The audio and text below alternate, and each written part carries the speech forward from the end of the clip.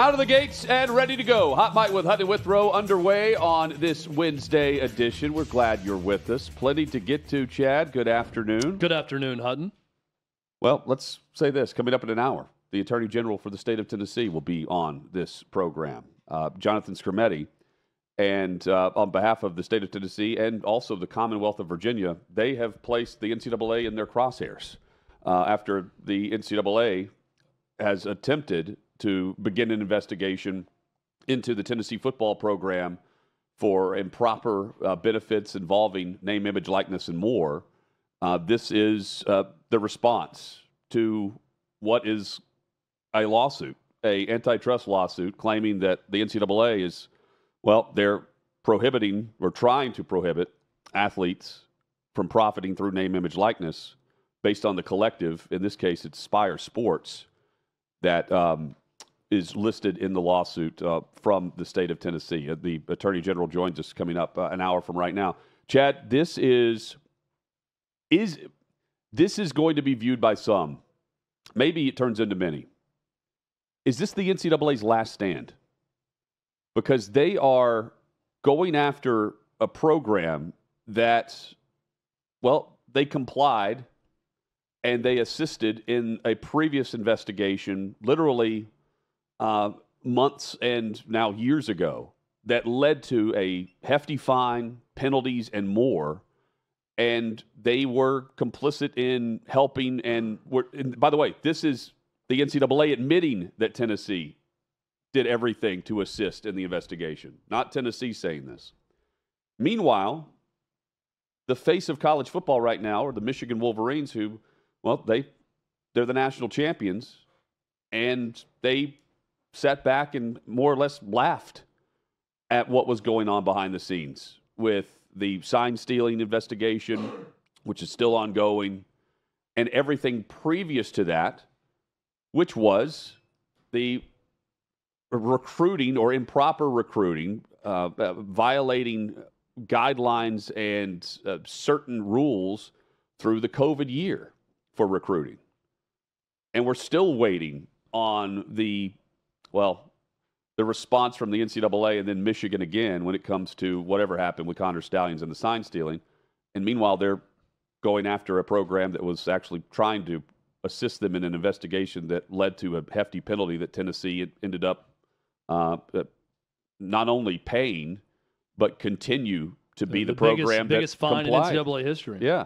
They paid. Is this the last stand by the NCAA, given the fact that we now have the states involved with the antitrust lawsuits, which we know is the reason why they took a step back in July of 2021, because they can't stand up in court. The Supreme Court mentions this as to why we are where we are with name, image, likeness, why we are with the portal, and where we are with collectives across the board. I think one of the biggest lessons everyone's going to learn in life, and some learn it early in life, some learn it later, some learn it middle age, some never learn it at all. One of those big things you got to learn is you got to know what battles to fight, whether it's an individual, whether it's a group like the NCAA or anyone else. This is the wrong battle to fight for the NCAA, and they will be destroyed fighting this battle if they continue. And here's why. Here's what I believe is going on right now. I don't think the NCAA has a thing on Tennessee. Not a thing. You know how I know that? In Donde Plowman's 4-page letter to the NCAA, she states in bold print, when you met with us, you didn't mention a single word about a single university employee having any knowledge or doing anything wrong. Essentially, what are we talking about here? We had a group, Inspire Sports, and that collective that followed your guidelines that you laid out with no hard rules. Now you're trying to adjudicate a law that didn't exist from 2 years ago and come after us and our student athletes and our program. The NCAA played this extremely poorly. They played it poorly by not meeting with Danny White when he requested to meet. That's Tennessee's athletic director. Wouldn't even get back with him and meet. Played it poorly, expecting Tennessee to roll over and be a good little boy while the NCAA pats their belly the way they did with Jeremy Pruitt. News alert, Tennessee cooperated with the NCAA last time in part because they wanted to fire Jeremy Pruitt with cause. So they actually made a lot of money in that exchange. That over $1 million they spent in legal fees to help you out, to be the gold standard of cooperation that you, NCAA, called them, that was money well spent, because that was a lot less money than they had to pay Jeremy Pruitt for a buyout when they found all the dirt on him and turned it right over to you. And you said they cooperated like no other. And now you're going to come back months later and try to say Tennessee has committed major infractions for doing what exactly? Exactly what every major program has done. Worked the NIL system to their advantage. There is nothing else out there. New York Times is reporting this is focused on a private jet flight provided to Nico Iamaleava from Spire Sports. Are you kidding me? This is it? This is the smoking gun? This is what you want to make national headlines over? This is what you want to get Pat Forty, who's in your pocket, writing things about major infractions with Tennessee? This is the hill you're going to die on? This is not going to end well for the NCAA. Short of writing an apology to Tennessee and every NIL collective in the states of Virginia and Tennessee, this isn't going to end well for them. It's going to be a long, lengthy court battle. It's going to make a lot of lawyers a lot of money. And in the end, the Supreme Court is not going to side with the NCAA on trying to restrict NIL opportunities for student athletes, especially if what Tom Mars put in that report is true about the relationship between Spire and Nico Iamaleava. And I have no reason to believe that it's not true. This is a terrible battle being waged by the NCAA, and it's going to destroy them unless they back down. I don't know that they're going to, but they should. Well, and two things that come to mind. We'll get to what Tom Mars had to say, the attorney for Spire Sports Group. Chad, I mentioned yesterday, number one, the fact that Tennessee and the athletic department of the university cooperated. I don't know what power the NCAA currently holds. I really don't when it comes to this, because they admitted they had done. They wanted the individual universities, programs, and then the specific conferences and guidelines that were overseeing said programs to police themselves, so to speak, in July of 21, whenever we had the Supreme Court ruling. Well, now all of a sudden, they're trying to flex again. And it's over the almighty dollar, as everything is. Because, number two, Spire Sports Group, this was July of last year, is attempting to put together the Collective Trade Association, which we just heard from on behalf of the Grove Collective at Ole Miss, go and for the hearing and testify in front of Capitol Hill, in front of Congress, about federal legislation and what could happen in this whole entire process. The NCAA was also there. Charlie Baker was there for the first time in person on that same day. And I can't help but think the NCAA is trying to keep the control of the money instead of the collectives forming their own partnership, their trade association, which they've done, and how it balloons to something bigger. What is created through that? Well, if it's not connected to the universities, it's going to end up being the player association. And the NCAA does not want to do that. They don't want to get into a situation where we're looking at an NFLPA where 49.5% of the revenue and a revenue share goes towards the players instead of the individual universities, conferences, and ultimately the governing body, quote unquote. I say that like tongue in cheek, governing body, the NCAA. Tom Mars represents Spire Sports and had this to say in a statement and said that they were consistent with existing guidelines, Spire Sports, in the recruitment of Tennessee's quarterback. And this was back in early of 2022. And Chad, the guidelines were clear because the NCAA took a step back. Instead of enforcing them, they didn't want to end up in a lawsuit like this. Specifically for that reason, they took a step back, and we are where we are because of them, not because of Spire or any collective. Yeah, there's a bit of union busting going up here from the NCAA trying to get rid of what is forming with those collectives. I agree with you on that. I'll also say this. This is not the right collective to go after. Right. In my experience, Spire Sports is way more buttoned up than some other outfits that are out there. There's some other schools you could go to. Florida is a good example, but John Ruiz no longer exists as a collective because he was so sloppy in his handling of Jaden Rashada. And when that story broke, we sat here on this show, Hutton, and discussed it. We knew how it was going to end. There was going to be an investigation. They were going to have to disassociate from Ruiz and his collective, and they were going to go away. And ultimately, Ruiz sort of turned state's witness against Florida, and they did what they did, and so what? But that's one that doesn't exist. What the NCAA expected, and this is, I think, the big miscalculation in this battle they're trying to fight. They decided, hey, Tennessee is someone who we can play ball with. Donde Plowman seems reasonable. They seem legitimately outraged about what they found out that we discovered inside of Jeremy Pruitt's program. They turned over evidence. They helped us out. If we're going to break up this trust and we're going to break up whatever the collectives are up to, we need to go get one of the more high-profile collectives, that being Spire Sports. And we think maybe Tennessee is going to help us do that. And by helping us, what we want them to do is to just go in, make threats about what we're going to do to their program or make guys ineligible, and then say, hey, but if you disassociate from Spire, all of this goes away. That's all we want you to do is to disassociate. And that would effectively ruin Spire Sports business if they did that. And instead, what they got from Donde Plowman was a big middle finger. And she said, no, we're not going to do that. They're running a business. They're helping our student athletes. The experience of Tennessee athletes is far better now because of Spire Sports. We're not going to do it. And we don't think they've broken any rules. And even if they had, rules aren't clearly defined.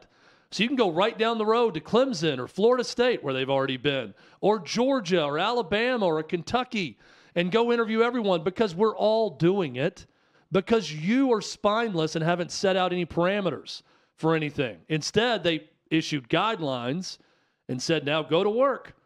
But we may come back later and try to haunt you with something and try to nail you for something.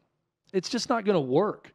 I just don't see any planet where any of this from the NCAA works. And if they try to go too hard with this, Hutton, it's going to speed up the process of football breaking away. Well, no doubt. And it also destroys their proposals that they put forward earlier this month.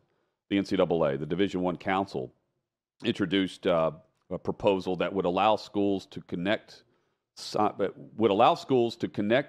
with signed or enrolled athletes with boosters, while expressly prohibiting contact between NIL entities and prospects. So again, it goes back to the money funnels through the university, not the collective. And the collective, well, they're banding together. They're coming together. And they're a strong force, as are these lawsuits. And I mean, I can't help but think, as I sit back and look at the news from the last 3 or 4 weeks, Chad, Ohio State's dropping millions, openly saying, hey, if we want to keep the players that we have here now, we need $13 million. Yeah. Ole Miss dropping millions. Georgia's paying $4 million for the quarterback. The NCAA didn't have their act together, and now they're trying to retroactively act like they did through a new president. And this is the fight. You have your own programs and universities fighting against it based on the way things are set up. And the Attorney General for Tennessee will be on to discuss said lawsuit a bit later in the show. I'm not so certain that a school in Virginia is not also involved in something with the NCAA based on their state Attorney General's involvement in this. That's the first thing I thought was, is Virginia or Virginia Tech being investigated also, and we just don't know about it yet.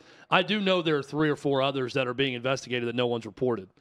It's gonna come out, and they could go to every single school. They can go to Ohio State right now and launch an investigation and do the same thing. They can go to Michigan. They can go to anywhere, Nebraska. Go anywhere that's playing ball with big-time prospects and trying to get them on campus and trying to get them signed, enrolled, playing for that school. They're all doing the same thing. It's just, I think in this instance, I don't think there is a right fight to make here for the NCAA. I'm not saying there's one collective that they could definitely win against. I'm just saying they definitely picked the wrong school in this one with Tennessee. Well, let's also consider and just go back to the question of if they're back channeling different investigations. Chad, you referenced at least 3 or 4, right? Yeah, there's going to be others. if this is going to be the result and they don't have anything to stand on, then what is left of the NCAA after this saga? And saga meaning like after this fight, this bout. If you're going to have the attorney generals of the states stand up and file lawsuits of antitrust suits against the NCAA, which is what led to all of this to begin with in 21, where they wiped their hands clean of it. So we don't have anything to do with the enforcement right now. Look, they could cost, Spire Sports a lot of money in legal fees. They could cost Tennessee a lot of money. They could cost this collective association that's probably also pitching in, and they're ready to fight for each other if they go after the Grove Collective or they go after what's going on at Georgia or wherever else. They could all band together and fight it together, and I think that will eventually happen if this goes much further.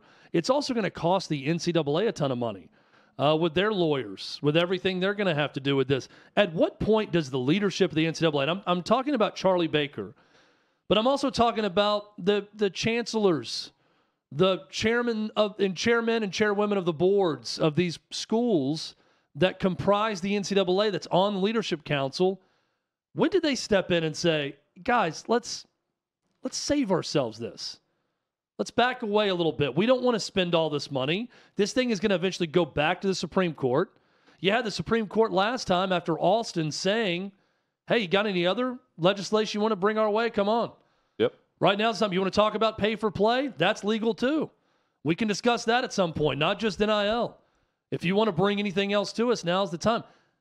They're triggering that with this move. They're speeding that process up. They think they're trying to save themselves, and what they're doing is they're hurrying their own demise. It's not smart. This is not well played at all by the NCAA. Well, and what they're doing is they're accusing someone affiliated with Tennessee but not paid by Tennessee of violating rules that are set forth that Tennessee must follow, the program. And I think one of the key, there's a lot of good points in that Donde Plowman letter, but one of the key points she makes is, we sat here when you came to campus and met with you. You did not indicate that one university employee was involved in anything that went down. So what are we doing? It's a multi-billion-dollar business, and here's why it is absolutely a massive story, because you have individual states now coming together, filing antitrust lawsuits on behalf of programs that are being investigated and potentially facing punishment by the NCAA. Lack of institutional control is mentioned, for instance. And you'll have the legal authorities step in, judges step in, and likely side with the collectives yet again. Likely side with the athlete yet again. And as they continue to take these L's, what is left of the NCAA? And they're trying to come up with new guidelines. The coaches were begging for guidelines. They were begging for some guardrails. And then it was just wide open, wild, wild west. Well, and you can't go back now and look back in the past based on guidelines and certain rules that you're now trying to come up with as proposals for everyone to follow. It just doesn't work that way. This is not only the biggest story in sports, it's a story that crosses over.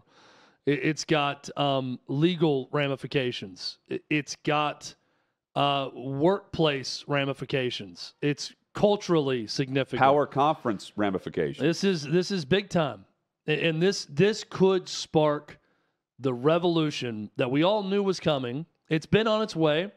It's been rolling downhill for a while now. This could completely end it. And I'm telling you, this has started a domino effect of not just Tennessee getting pissed off. The collective association is ready to go to war. Tom Mars has been hired by Spire Sports. Tennessee and Virginia, two states, have filed lawsuit against the NCAA. It's not going to end there.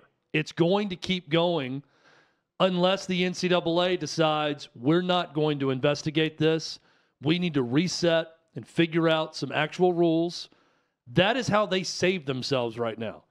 If they continue to go down this path and get into this legal battle, they're not going to win, ultimately. Could they cost Spire Sports or other collectives or people a lot of money, and will lawyers get rich off of it? Sure.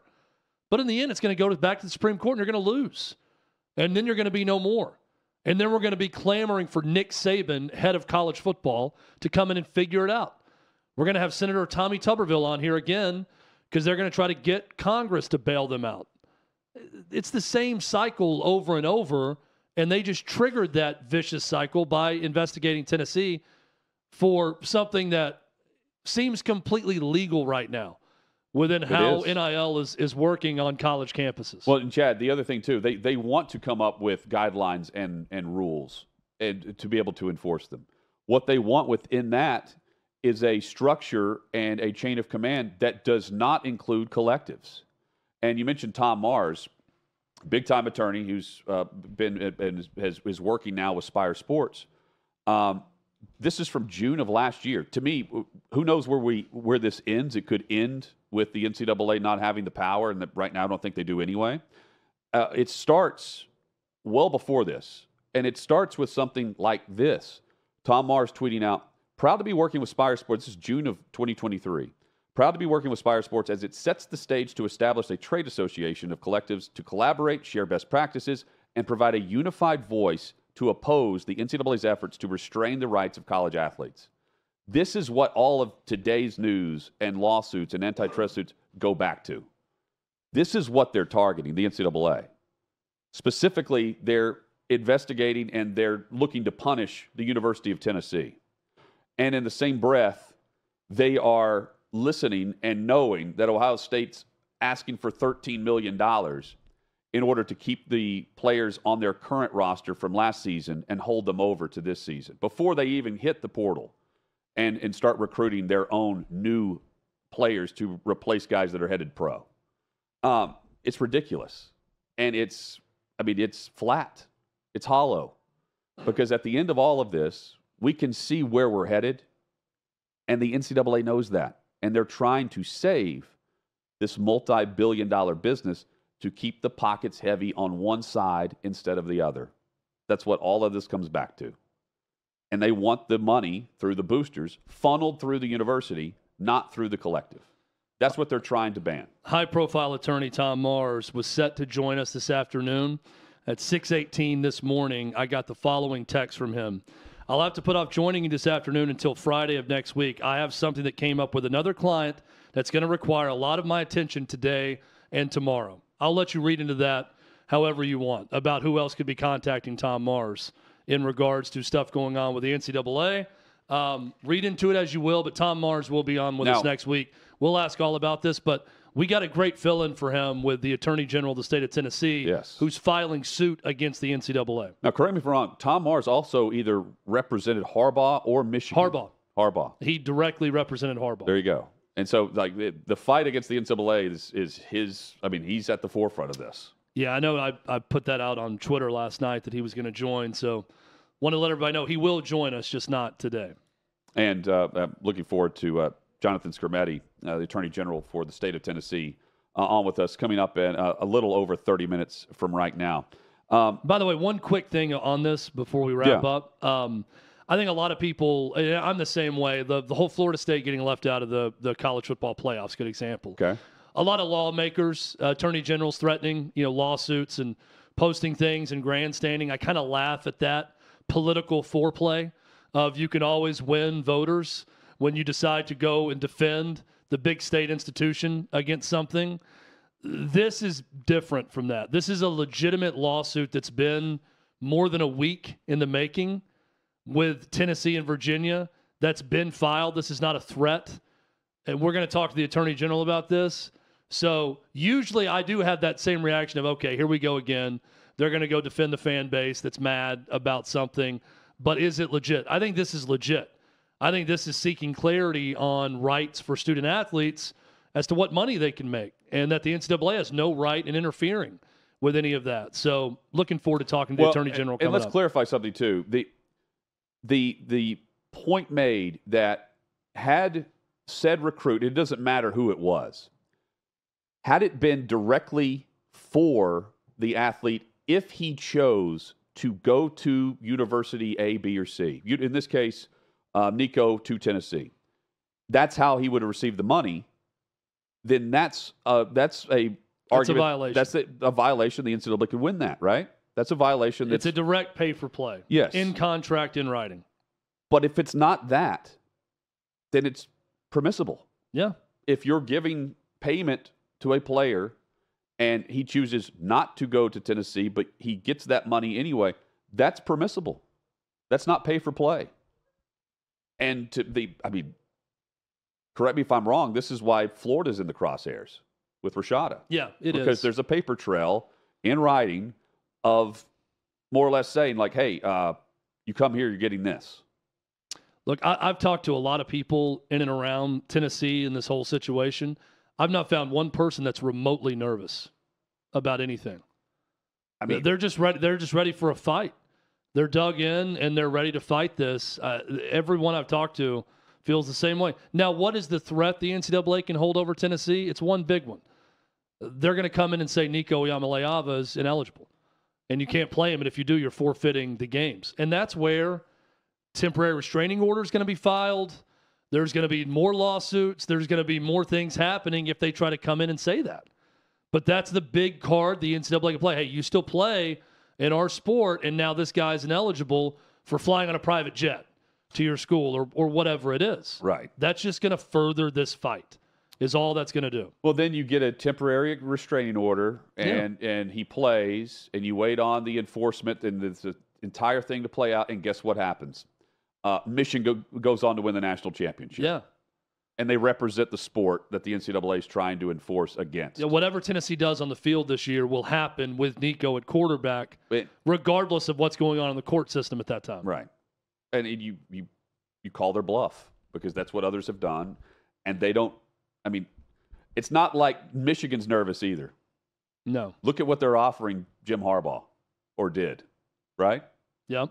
I mean, I just don't – I don't think there's a reason to be nervous anymore, regardless of who you are. I mean, Central Michigan's not even nervous. They don't even let us know if that was actually Connor Stallions on the sideline. Guys, let's work on getting the Central Michigan AD on the show, please. We need clarification on that Connor Stallions where this investigation is.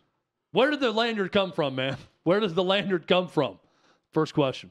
Chad, I would be nervous if I'm the ACC because Florida State has added former Commissioner John Swofford to the lawsuit where they are trying to get out of their grant of rights deal with the ACC without having to pay the big buyout that will be enforced. And what they're doing, so this was back in December when they filed the lawsuit challenging the grant of rights. Now they've added Swofford and named him, saying that he mismanaged media rights with their current grant of rights deal. And it had already stated that there was chronic fundraising mismanagement and bad faith in the television rights agreements, pointing to an insistence from Swofford that Raycon would be included in the conversation of any media rights agreement, and that was being made clear to any of the potential bidders for the conference and the rights to air the games. And they even set out approximately $82 million is what has been lost on the Tier 2 and Tier 3 agreements based on the fact that Raycom was involved. And there's a family member involved with Swofford. I believe it's his son that is with Raycom. And they're pointing at all this saying, hey, this was bad faith. We're stuck in this agreement that it's not legit.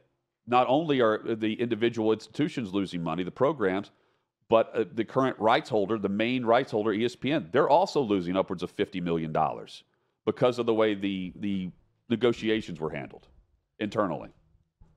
I'm a little ignorant to what Raycom is up to right now, but when I hear Raycom, I think of the old Tucson Copper Bowl that was on Raycom back in the early 90s. I think I watched Colorado State play in one of those bowl games. That's all that I knew was on Raycom. In 2010, they were relevant. Maybe some ACC basketball was on Raycom during the winter months also, but haven't heard from Raycom in a while, so I'm happy to get Raycom in that report. Here's my big question on all this. Is this lawsuit going to open the door for a mass exodus? If Florida State wins and can leave without penalty or with little penalty, and they reduce that exit fee for them, is Clemson out the door? Is North Carolina out the door? Duke, Virginia, are other ACC schools just walking right out that door that Florida State opened up?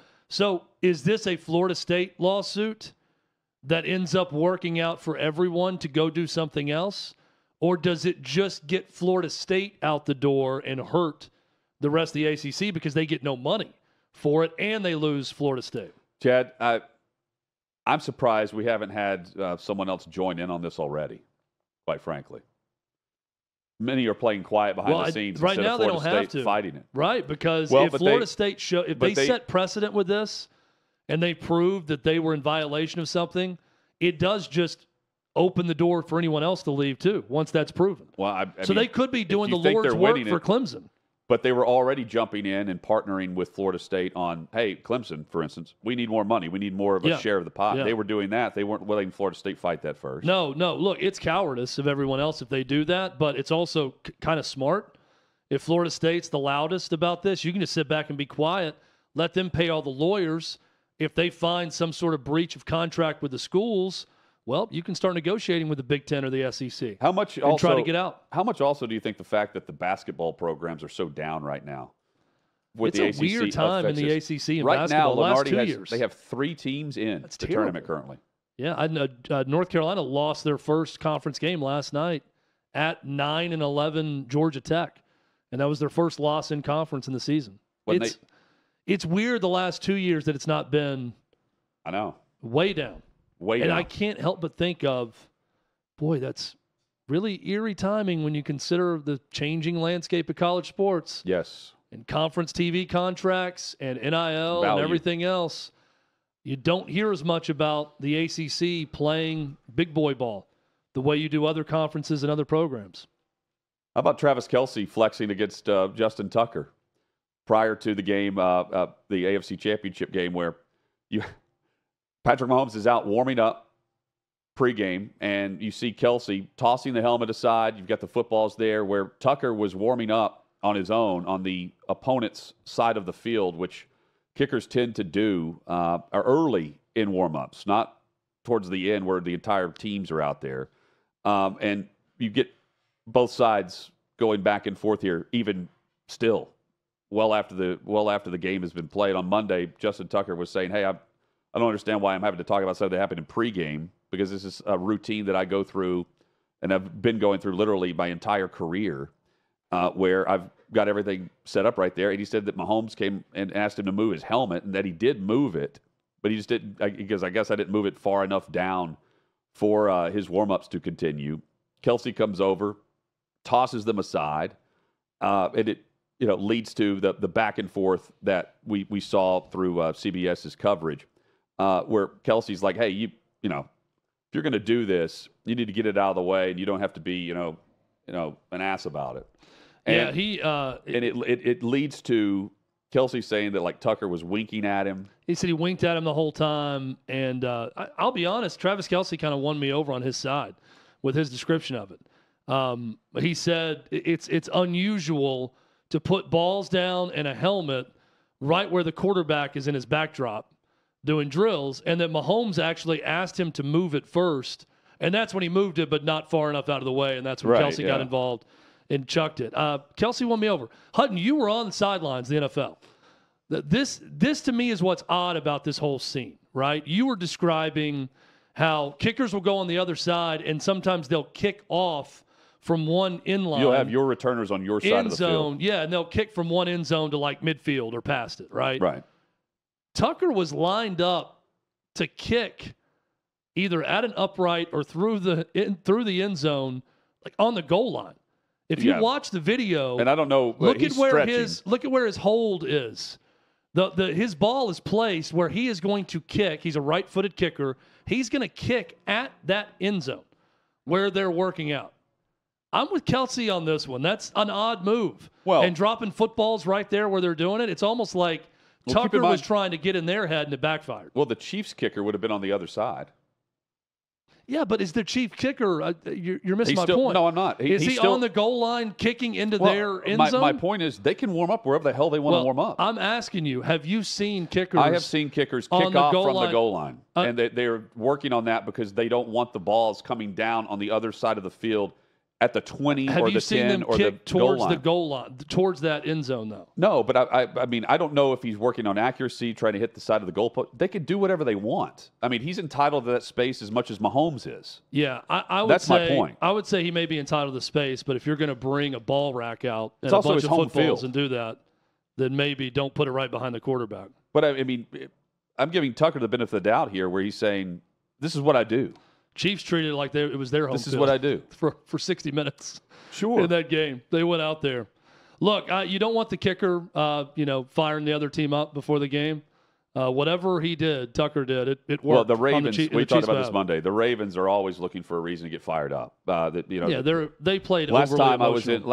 I was at M&T Bank Stadium, the Titans, prior to going into the locker room before taking the field for the first quarter, broke down the huddle on the logo, and they took massive offense to this, including, by the way, John Harbaugh, who was pissed off for greatness. This is a Harbaugh. This is what trait. they do. Yeah, they Jim Harbaugh is the same way. This is a Harbaugh trait of disrespect. Sure. And you saw the back and forth. It was more than just Tucker and Kelce going back and forth there.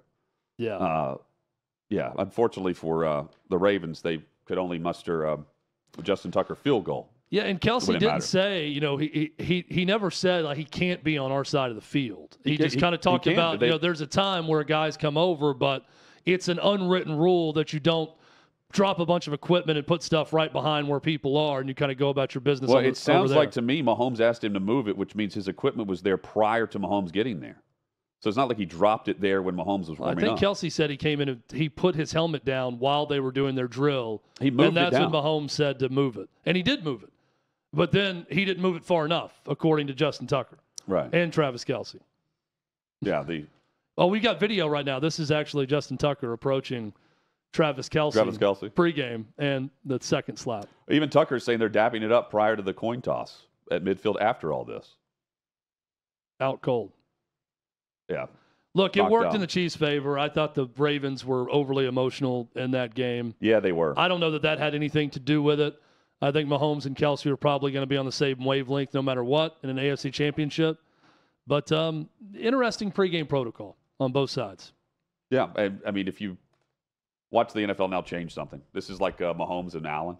Well, they're gonna overblow. This is gonna be an overblown. You now have your reaction to it of now you have a 5-minute window to go on the other side of the field if you're a specialist, and that's all you have, and everybody's got to clear. From Justin Tucker, I'm totally willing to let it all go, but I just want to explain that it's not. That's just what I've done for 12 years, and it's not like I'm out there trying to be problematic. I'm just out there trying to get ready for the football game, just like they are. That's all I've really got to say about it, just to be clear. I'm with him. I mean, this is his warm-up routine. What's the Chiefs kicker is somewhere in the range of the vicinity of a Baltimore player, or God forbid Lamar Jackson warming up. I don't think they had an issue with the kicker being around. I'd like to know if Justin Tucker is, and I get that every kicker gets to go on the other side, and they do that. Well, they do both sides of the field. Because the first thing I read was Justin Tucker does this all the time. So I wonder if his routine is slightly different from others, and that he's kicking from the goal line into that end zone, or it's different, or if it's the same. That's what I need to know to fully form an opinion on what Kelce's saying. Because Kelce's not denying that kickers are over on their side of the field in warm-ups. That sounds like it happens all the time from what he's saying. What I'm saying he's acting like Tucker's doing something different than other kickers. Well, he had his stuff where Mahomes didn't want it to be. That's what he did different. I think that's the only thing. And, you do see Justin Tucker in the video just kind of look up, and I don't know if he winks or not. Well, but Tucker never really reacts. He just kind of keeps going and smiling and doesn't look like he's bothered one bit. Unfortunately, the Ravens offense didn't react. No. Now, if they legitimately got into a fight, if Tucker would have bowed up to Kelce, that would have been something. He'd have been a hero to kickers everywhere. If he beat up Travis Kelce before that game, NFL kicker beats up NFL tight end over dispute over where he puts his balls and helmet. That's one for the ages. We mentioned primary complaint. Chad, your balls will not be complaining this Valentine's Day. No. In fact, our friends at Manscaped, they've got a little poem for you. Roses are red, violets are blue. Trim your balls, and your date will thank you. Valentine's Day is knocking, gentlemen, and Manscaped is the remedy for what the Love Doctor ordered, his prescription. The all-new Performance Package 5.0 Ultra. designed to elevate your grooming game and shine like the heartthrob that Hutton is. Join the 10 million men worldwide who trust Manscaped with their exclusive offer. Go to manscaped.com, snag 20% off plus free shipping with the code HOTMIC. That's HOTMIC, HOTMIC. And we can talk about the real hero of Valentine's Day, the Lawnmower 5.0 Ultra. They've got nose hair trimmers. They've got all sorts of products you can check out once you go to the website and get 20% off and free shipping with the code HOTMIC at manscaped.com. That's 20% off with free shipping at manscaped.com. Use the code HOTMIC because your grooming upgrade awaits. Ready to charm your Valentine's dates. They've got the packages at the site for your package there. It's a lot of packaging. 20% off. A lot of packaging. Code HOTMIC. Use it. Do it. Check it out now. Snag the 20% off plus free shipping. Code HOTMIC at the site.